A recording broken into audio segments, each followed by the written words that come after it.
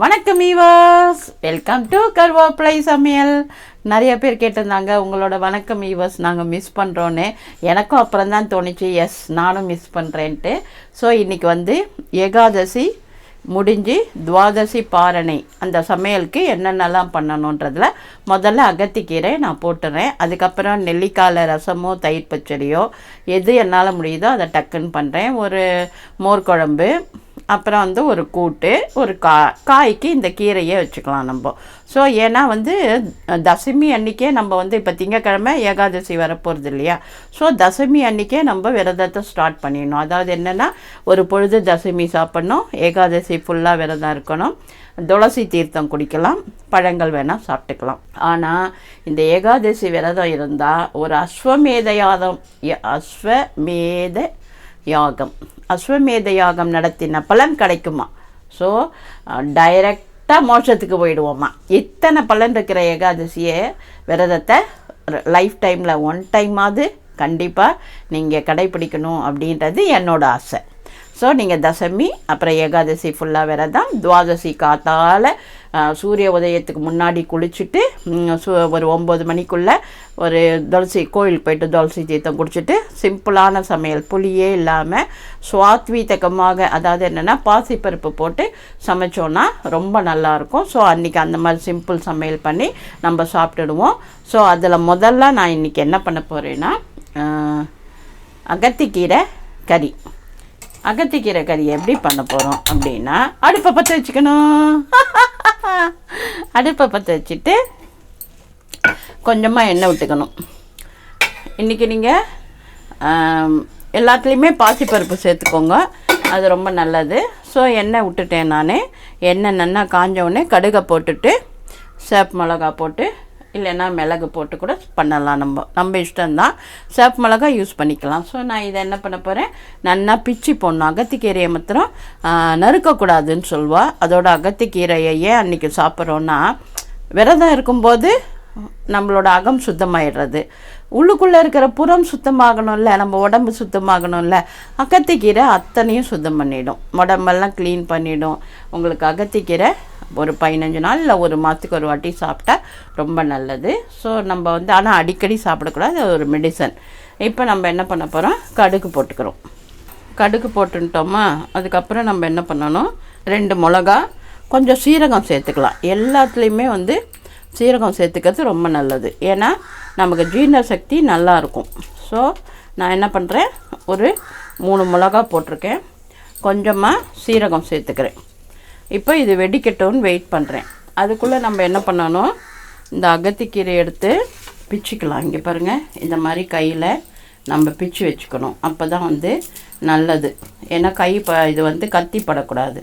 இந்த மாதிரி பொறுமையாக பிச்சு வச்சு, இதுக்கு வந்து நீங்கள் பருப்பு சேர்க்கலாம், தேங்காய் சேர்க்கலாம். தேங்காயும் போட்டு பண்ணலாம், நல்லாயிருக்கும், ரொம்பவே நல்லாயிருக்கும். தேங்காய் போட்டால் சாப்பிட முடியும். கொஞ்சம் தண்ணி இல்லாமல் இந்த அலசின தண்ணியே போரும்னு வச்சுக்கணும் நீங்கள். அதுக்கப்புறம் வந்து இதில் வந்து பாசிப்பருப்பு சேர்த்துக்கோங்க. பாசிப்பருப்பை வறுத்துட்டு கொஞ்சமாக வேக வச்சு வச்சுக்கோங்க. நான் காமிக்கிறேன் உங்களுக்கு. இந்த மாதிரி வேக வச்சுட்டதை நம்ம கொஞ்சம் கொஞ்சமாக கட் பண்ணி பிச்சு போட்டோன்னா அகத்திக்கீரை ரெடி. ஏன்னா கடுகு வெடிக்க ஆரம்பிச்சிருச்சு. ஸோ நம்ம இதை பண்ணிடுவோம். இந்த துவாதசி பாரணையில் நெல்லிக்காய், சுண்டைக்காவும் மெயினாக சாப்பிட்ணும். சுண்டைக்காய் ஒன்றுமே கிடைக்கலன்னா கூட காஞ்ச சுண்டைக்காவை எடுத்து பொரித்து சாத்துக்கு தொட்டுன்னு சாப்பிட்லாம். லெமன் ரசம் பண்ணலாம், இல்லைன்னா நெல்லிக்காய் ரசம் பண்ணலாம். கொஞ்சம் வெயிட் பண்ணுங்கள், நான் கொஞ்சம் கிளறிடுறேன், ஏன்னா ஒரே நெடி வருது ஓவராக.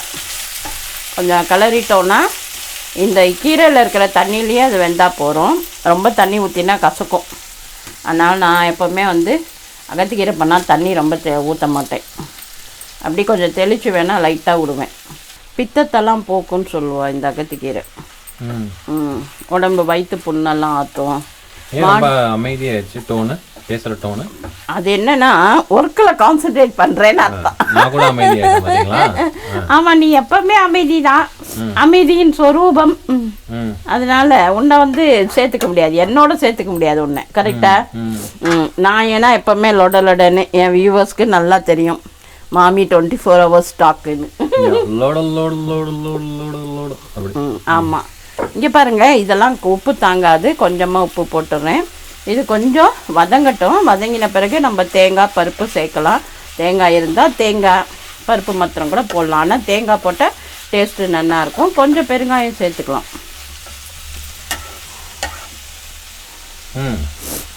ஓகே. நானும் பெருங்காயம் சேர்க்க போகிறது இல்லை, வேணும்னா சேர்த்துக்கோங்க. கொஞ்சம் மஞ்சள் பொடி போட்டுருக்கீங்க. ஆமாம். இப்போ மூடக்கூடாது. ஏன்னா கீரை எல்லாமே வந்து அப்படியே விட்டேன்னா கொஞ்சம் கொஞ்சமாக சுருங்கிடும். அது ஏன் மூடக்கூடாதுன்னு எனக்கு தெரியாது. ஆனால் இன்னும் மூடி சமைக்கிறது இல்லை. அது யாராவது தெரிஞ்சால் சொல்லுவாள் என்ன. ஸோ வந்து இந்த கீரையை சிம்மில் வச்சுட்டேன், அப்படியே இருக்கட்டும்.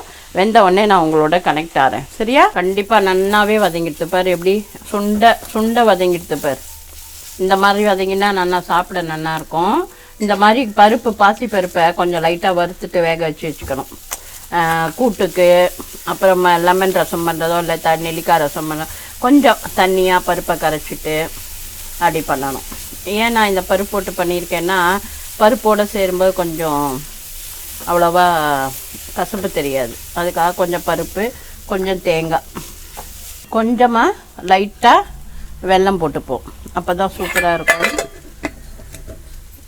டேஸ்ட்டாக இருக்கும். ஸோ அதனால் லைட்டாக கொஞ்சம் வெல்லம் போட்டுப்போம், சாப்பிட நல்லாயிருக்கும். இந்த பருப்பு இது எல்லாம் கொஞ்சம் மிஸ் ஆகட்டும். லைட்டாக உங்களுக்கு வேணும்னா மிளகு பொடி போடலாம். நான் பருப்போடு நிறுத்திடலான்னு பார்க்குறேன். தேங்காய் வேண்டாம், ஏன்னா கெட்டு போகாமல் இருக்கும். ஆனால் காத்தாலே காலி பண்ணிடணும். ஒரு வேளை சாப்பாடு தான். காத்தால 9 மணிக்கெல்லாம் சாப்பிட்ணும். டிஃபன்லாம் சாப்பிடாம டைரெக்டாக கோவில் அந்த சூரிய உதயத்துக்கு முன்னாடி குளிச்சுட்டு கோவிலுக்கு போயிட்டு துளசி தீர்த்தம் சாப்பிட்டுட்டு நம்ம கட்ட சமையலை பண்ணி சாப்பிட்டுங்க. யாருக்காவது ஒரு ஏழைக்கு கூப்பிட்டு சாப்பாடு போட்டால் ரொம்ப விசேஷம். அது அவளுக்கு முடிஞ்சோன்னா, ஏன்னா இப்போல்லாம் கிடைக்க மாட்டேன்றா. இல்லைன்னா ஒரு பிராமணாட்ட சொல்லி ஒரு சாஸ்திரிகள் கிட்ட சொன்னோன்னா அவள் ஏற்பாடு பண்ணுவாள்.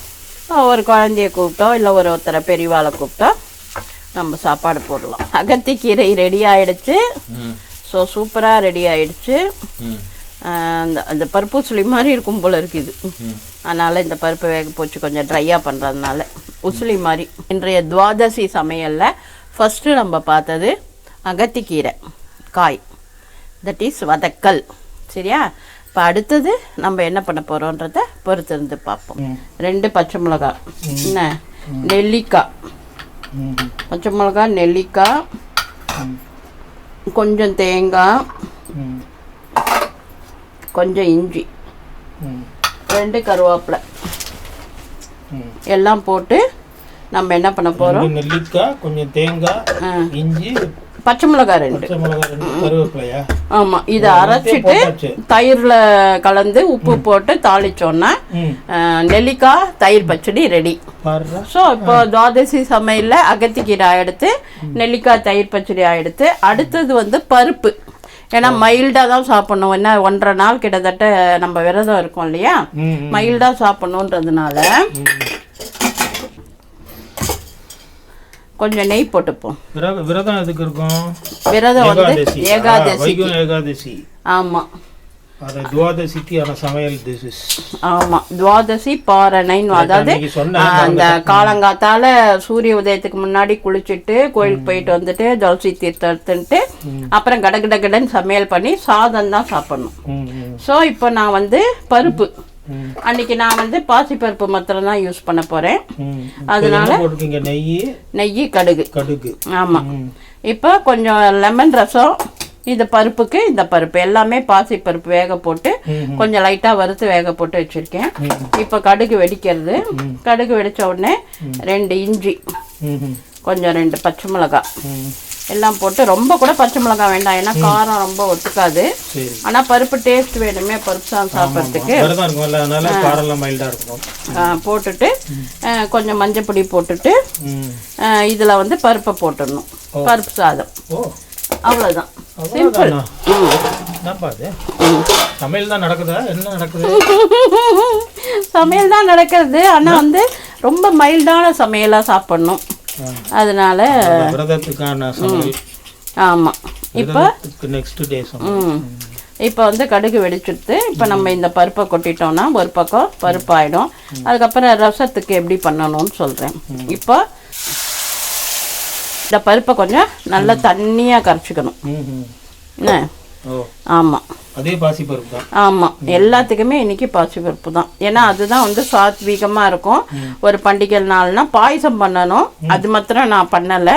நீங்கள் வந்து பாசி பருப்பு பாயசமோ இல்லை அக்கார வடசலோ பண்ணிக்கோங்க. எல்லாமே என்னோட சேனலில் பைத்தம்பருப்பு பாயசம் எப்படி பண்ணுறதுன்னு போட்டிருக்கேன், அக்கார வடசல் எப்படி பண்ணுறதுன்னு போட்டிருக்கேன். ஸோ நீங்கள் அதை பார்த்துக்கோங்க.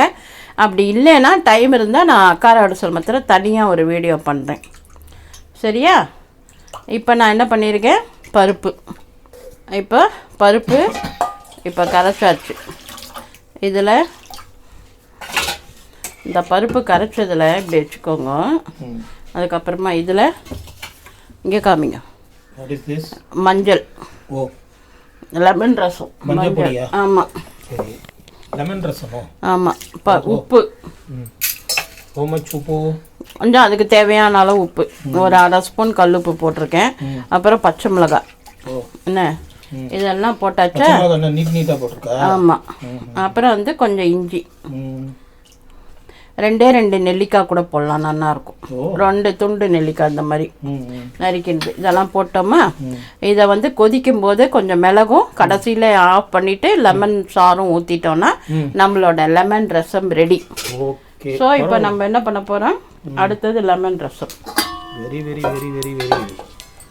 இந்த பக்கம் இதை வச்சிடுறேன், ஏன்னா சீக்கிரம் சமையல் ஆகிடும்ல, அதுக்காக. I can't believe my eyes. This சமையல் going very speed. ஆமாம், அவ்வளோதான், கடகடன்னு ஆகிடும். சமையல்லாம் ஒன்றும் பிரச்சனையே இல்லை, நம்ம பண்ணுறதுல தான் இருக்குது. என்ன பிளானிங் இருக்குது, சிம்பிளாக பிளான் பண்ணிட்டோன்னா ரொம்ப சிம்பிளாக இருக்கும் சமையல். அது வேற ஒரே பருப்பில் போட்டு அடிச்சு பின்னிடுறல. ஆமாம், ஒன்று வேக வச்சுட்டா எல்லாத்துக்கும் அதே தான். பருப்பு ஆயிரத்து போல் இருக்கு, அவ்வளோதான். சும்மா தாளித்து அந்த உப்பெல்லாம் இறங்கணும். இதுக்கு தேவையான உப்பு போடல, ஆமாம், அதனால இதுக்கு உப்பு போடணும். ஆமாம், உப்பு கொஞ்சமாக தான், பருப்பு ரொம்ப உப்பு தாங்காது, கொஞ்சமாக உப்பு போட்டுட்டோம். ஓகே, இதை எடுத்து வச்சுட்டா நம்மளுடைய பருப்பு ரெடி. இந்த பருப்பே கூட சில பேர் லெமன் புழிஞ்சிடுவா, லெமன் பருப்பு மாதிரி சாப்பிட்ருவா. நம்ம இப்படி பருப்பு சாதம் தனியாக போட்டுட்டு அதை எடுத்து வச்சுட்டு அதுக்கப்புறம் வந்து நம்ம லெமன் ரசம், நெல்லிக்காய் தயிர் பச்சடி, அகத்திக்கீரை கறி. இன்னும் கூட நம்ம கூட்டெல்லாம் பண்ணணுன்னா முழு வெள்ளை பூசணி இல்லை பரங்கி அதில் கூட்டு பண்ணலாம், பொரிச்ச கூட்டு. அப்புறம் வந்து வேறு என்ன பண்ணலாம், ரசம், கூட்டு, கறிக்கு வந்து இந்த சுண்டைக்காயை பச்சை சுண்டை கிடச்சதுன்னா அதை வேக வச்சுட்டு தேங்காய் போட்டு கறி பண்ணலாம். அப்படி இல்லைன்னா காஞ்ச சுண்டைக்காய் இருக்குது, வறுத்து வச்சிடுறேன், அதை வந்து மோர் சாத்துக்கு தொட்டும் சாப்பிட்றலாம். இப்போ நம்மளுடைய பருப்பு ரெடி. இங்கே பாருங்கள், பருப்பு ரெடி ஆகிடுது. சரியா? இப்போ இந்த பக்கம் என்ன ஆயிருக்கு, ரசம், லெமன் ரசம். ஆமாம், பாசி பருப்பு லெமன் ரசம். ஆமாம், இப்போ எண்ணெய் காஞ்சிட்டு, ஆமாம் எண்ணெய் காஞ்சின்னு இருக்கு. கொஞ்சம் கடுகு வந்து தாளிச்சு கொட்டிடலாம் எல்லாத்துக்கும். ஆமாம், இப்போ இந்த தக்காளிலாம் நான் இதில் போட்டு வச்சிடல, நெல்லிக்காய், பச்சை மிளகாய், இஞ்சி, அதை அரைச்சி தயிர் ஊற்றிருக்கேன். ஸோ இது நெல்லிக்காய் தயிர் பச்சடி. ரசமும் முடிஞ்சிடுது. இப்போ நம்ம என்ன பண்ணோம், கொஞ்சம் மிளகு போட்டுட்டு அணைச்சிட்டு லெமன் ஜூஸ் கலந்துட்டோன்னா வேலை ஓவர். பாருங்கள், கொஞ்சமாக இது மிளகு பொடி போட்டு இப்போ அணைச்சிடுறேன். அணைச்சிட்டு ஆமாம், ரசம் வந்து லெமன் ஜூஸு ஏற்கனவே நான் ரெடி பண்ணி வச்சுருக்கேன், புழிஞ்சு வச்சுருக்கேன், அதை வந்து ஊற்றிடுறேன். அவ்வளோதான், லெமன் ஜூஸும் ஊற்றியாச்சு. இப்போ ரெடி ஆகிடுச்சு. இப்போ தாளித்து கொட்டுற வேலை தான். இப்போ என்ன பண்ணலாம், இதுக்கு கொஞ்சம் தாளிப்பு, இதுக்கு கொஞ்சம் தாளிப்பு. இது பருப்புக்கு போடணும்ல, பருப்புக்கு போடணும். இதோ இதுக்கு போட்டாச்சு, அவ்வளோதான். இப்போ எல்லாத்துக்கும் தாளிச்சாச்சு, பருப்பாச்சு, தயிர் பச்சடியாச்சு, அது ரசம் ஆயிடுது. இப்போ நான் என்ன பண்ணுறேன், இந்த மாதிரி சுண்டைக்காய் இருக்குல்ல, இதை பொரிச்சிடுறேன். பொரிச்சுட்டா நம்ம வேலை ஓவர். ஆமாம், ஏன்னா கூட்டெல்லாம் ஆமாம் கூட்டெல்லாம் பண்ணணும்னா ஏற்கனவே எல்லாருக்கும் தெரியும். பொரிச்சு கூட்டு பண்ணுறது ஒன்றும் பெரிய விஷயம் இல்லை. உளுத்தம் இது போட்டால் போதும். அது பேர் என்ன, இதில் கொஞ்சம் மண்ட்டுக்காளிக்காய் வெத்தலும் இருக்குது, இருந்தாலும் அட்ஜஸ்ட் பண்ணிக்கோங்க. இந்த சுண்டை வெத்தல் பொரிச்சு வச்சிடுறேன். சரிங்களா? சுண்டை வச்சல் பொரிச்சு வச்சுட்டு மெயினாக துவாதசி பாரணைக்கு என்னென்ன சாப்பிட்ணுமோ லெமனு, இது நெல்லிக்காய், அகத்திக்கீரை, சுண்டக்காய் மஸ்ட்டு. நெல்லிக்காய், அகத்திக்கீரை, சுண்டக்காய். அது இல்லாமல் நம்ம வந்து என்ன பண்ணலான்னா அன்றைக்கி புளி சேர்க்கக்கூடாது. அதனால் மோர் குழம்பு, பொரிச்ச கூட்டு. உங்களுக்கு நான் நிறைய பொரிச்ச கூட்டு பல வகையில் போட்டிருக்கேன். அவரைக்காய், பூசணிக்காய், பரங்கிக்காய், சௌச்சௌ, அப்புறம் வெள்ளரிக்காய், இப்படி எல்லாமே பொரிச்ச கூட்டு நம்ம நிறையா பண்ணியிருக்கோம். ஸோ அதனால் அது தேவையில்லை, எல்லாருக்கும் தெரியுன்றதுனால நான் இந்த துவாதசி பாரணை சமையலை வந்து சிம்பிளாக பண்ணிட்டேன். அகத்திக்கீரை, பருப்பு, கத்திரிக்காய் தயிர் பச்சடி, நெல்லிக்காய் தயிர் பச்சடி, லெமன் ரசம், சுண்டக்காய் வறுத்தாச்சு. அதாவது எண்ணெயில் போட்டும் பொரிக்கலாம், வறுத்தும் வைக்கலாம், நம்ம இஷ்டம்தான். இது கொஞ்சம் இதுலேயே நல்லா வறுபட்டுடும், பொரிக்க வேண்டாம். நல்லா எண்ணெய் கொஞ்சம் விட்டு அப்படியே வறுத்துட்டோன்னா இதுவும் ரெடி, சுண்டைக்காயும் ரெடி. அவ்வளோதான் இன்றைய சமையல் வந்து துவாதசி சமையல் ஓவர். நீங்கள் இதே மாதிரி கண்டிப்பாக நான் சொன்ன மாதிரி இந்த ஏகாதசி விரதம் இருக்கிறது அஸ்வமேத யாகம் பண்ண பலன் கிடைக்கும்னு வாங்க. லைஃப்பில் ஒன் டைமாவது இருங்க. கண்டிப்பாக ஏகாதசியில் வைகுண்ட ஏகாதசி அன்னைக்கு விரதம் இருக்கிறவங்க டைரெக்டாக மோட்சத்துக்கு போவாங்க, சொர்க்கத்துக்கு போவாங்க அப்படின்னு ஒரு ஐதீகம் இருக்குது. எல்லாமே நம்பிக்கை தான் வாழ்க்கையில். உங்களுக்கு ஒரு கதை சொல்கிறேன். இந்த நம்பிக்கையை வந்து எவ்வளோ இம்பார்ட்டண்ட்டு, கடவுள் ஏதோ ஒரு ரூபத்தில் வந்து காப்பாற்றுவார்னு. ஒரு பையன் வந்து ₹1 வச்சுருந்தானா, எடுத்துன்னு போய் ஒவ்வொரு கடையிலையா ஒரு கடவுள் இருந்தால் எனக்கு ₹1 கடவுளை கொடுங்க, ₹1 கடவுள் கொடுங்கன்னு ஒவ்வொரு கடையிலையா கேட்டிருக்கான். எல்லா கடைக்காரனும் அவனை அடிச்சு பிடிச்சி துரத்துறாங்க. இப்படியே வந்துட்டே இருக்கான். ஒரு பெரிய கடையில் போய் கேட்குறான், இந்த மாதிரி கடவுள் உங்ககிட்ட இருந்தால் இந்த ₹1 வச்சுட்டு இந்த கடவுளை கொடுங்க அப்படின்றான். உடனே அந்த கடைக்காரனுக்கு ரொம்ப கோவம் வந்துடுது. பிடிச்சி தள்ளுறான் பாருங்கள், ரோட்டில் வந்து தள்ளுறான். அப்போ ஒரு கார் வருது, அதுக்கு முன்னாடி ஊந்துறான். நல்ல வேலை, ஒரு ஃபார்ச்சுனேட்டாக அவனுக்கு வந்து அடிப்படலை. அந்த கார்லேருந்து இறங்கி வந்து தள்ளி விட்டவுடனே, என்னப்பா இப்படி வந்து விழுந்துட்டேன், என்னப்பா காரணம், ஏன்பா தள்ளினாருன்னதும் அவன் சொல்கிறான், இந்த மாதிரி ₹1 நான் கடவுள் கேட்டேன், அவங்க கொடுக்கல, என்னை தள்ளி விட்டுட்டாங்க. எது கடவுளை வச்சுட்டு நீ என்னப்பா பண்ண போகிற அப்படின்னா, எங்கள் அம்மா ஒரு ஹாஸ்பிட்டலில் சேர்த்துருக்கேன், அவங்க சொன்னாங்க உங்கள் அம்மாவை கடவுள் தான் காப்பாற்றணும், அது பெரிய ஹாஸ்பிட்டல், உங்கள் அம்மாவை கடவுள் தான் காப்பாற்றணுன்ட்டாங்க. ஸோ நான் இந்த ₹1 கடவுள் வாங்கினா அவர் எங்கள் அம்மாவை காப்பாற்றுவார்ல அப்படின்னா, எந்த ஹாஸ்பிட்டலில் சேர்த்துருக்கானு கிடுகிடுன்னு அவர் என்ன பண்ணாராம், ஒரு பேப்பரில் என்னத்தையோ எழுதி அந்த பையனோட ஜோப்பில் கொடுத்து, இதை கொண்டு போய் அந்த ஹாஸ்பிட்டலில் ஒருத்தர் பேர் சொல்லி அவர்கிட்ட கரெக்டாக கொடு. சரின்னு இவன் கிடுகிடுன்னு போயிட்டு, உனக்கு இந்த ₹1 என்கிட்ட கொடுத்துடு, கடவுள் கண்டிப்பாக உனக்கு கிடைப்பார் அப்படின்னு சொல்லிட்டு அனுப்பிச்சிட்டாரான். கிடுகிடுன்னு போனான். போயிட்டு அவர் சொன்ன ஆளுக்கு கொடுத்தோடனே தடபுடல் ராஜ மரியாதை கிடுகிடுன்னு அவள் அம்மாவுக்கு எல்லா ட்ரீட்மெண்ட்டும் நடந்து சூப்பராகி கொண்டு ரூமில் போட்டாங்க. ஆப்ரேஷன் எல்லாம் முடிஞ்சு சக்ஸஸ் ஆகி ரூமில் போட்டாங்க. அப்போ குழந்தை தூங்கின்னு இருக்கு. ஏன்னா அது சின்ன பையன் இல்லையா, அதுக்கு தெரிய ரொம்ப டயர்டு தூங்குறது. நமக்கு காரில் எழுதி கொடுத்தார்ல, விழுந்த உடனே ஒரு பேப்பரில் எழுதி கொடுத்தா அந்த பெரியவரோட ஹாஸ்பிட்டல் அது. அவர் படை சூட அவங்க அம்மா வந்து பார்த்த உடனே அம்மாவுக்கு ஒரே பயம், ஐயோ எவ்வளோ சார்ஜ் ஆச்சுன்னு தெரியலையே, என்ன கேட்க போகிறாங்கன்னு தெரியலையே, நம்ம என்ன பண்ண போகிறோன்னு தெரியலையே, ஒரே பதட்டத்தில் படுத்துட்டு இருக்காங்க.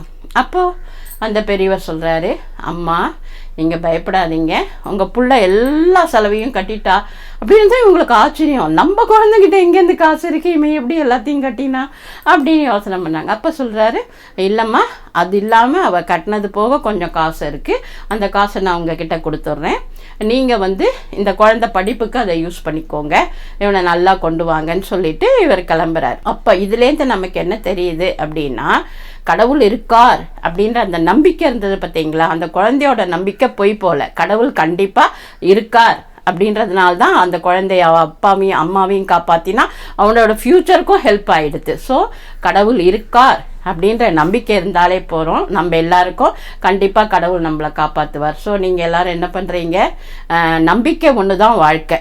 அந்த நம்பிக்கை எதுவாக வேணால் இருக்கலாம், யார் உங்களோட உழைப்பு மேலே நம்பலாம், இல்லை கடவுள் இருக்கார், அவர் பார்த்துன்னு இருக்கார் அப்படின்னும் நம்பலாம். ஸோ நம்பிக்கை தான் வாழ்க்கை. ஸோ கண்டிப்பாக எல்லாரும் நம்பிக்கையோட முயற்சி செய்யுங்க. கண்டிப்பாக கோல் அச்சீவ் பண்ணுவோம். சரிங்களா? இந்த கதை உங்கள் எல்லாருக்கும் பிடிச்சிருக்கும்னு நினைக்கிறேன். ரொம்ப நாளுக்கு அப்புறம் இந்த கதையை சொல்கிறேன். நான் ரொம்ப நாள் கதை சொல்லலை. ஸோ கடைசியில் தான் சொல்கிறேன். ஏன்னா நிறைய பேர் நடுவில் வந்து கதை சொல்லாதீங்கன்றாங்களே, அதனால் நான் லாஸ்ட்டில் சொல்கிறேன். கண்டிப்பாக இந்த கதையை கண்டிப்பாக பாருங்கள். கண்டிப்பாக உங்கள் எல்லாருக்கும் பிடிக்கும்னு நினைக்கிறேன். ஸோ பிடிச்சிருந்தா ஒரு கமெண்ட் பண்ணுங்கள், லைக் பண்ணுங்கள், ஷேர் பண்ணுங்கள், ஃபாலோ பண்ண மறக்காதீங்க. சப்ஸ்கிரைப் பட்டனை டச் பண்ணிக்கோங்க, ஆல் நோட்டிஃபிகேஷனை டச் பண்ணிக்கோங்க. அதுக்கப்புறம் உங்கள் எல்லாருக்கும் முன்கூட்டியே வைகுண்ட ஏகாதசி நல்வாழ்த்துக்கள். ஆரோக்கியமாக சாப்பிடுவோம், ஆரோக்கியமாக இருப்போம். நன்றி, வாழ்த்துக்கள்.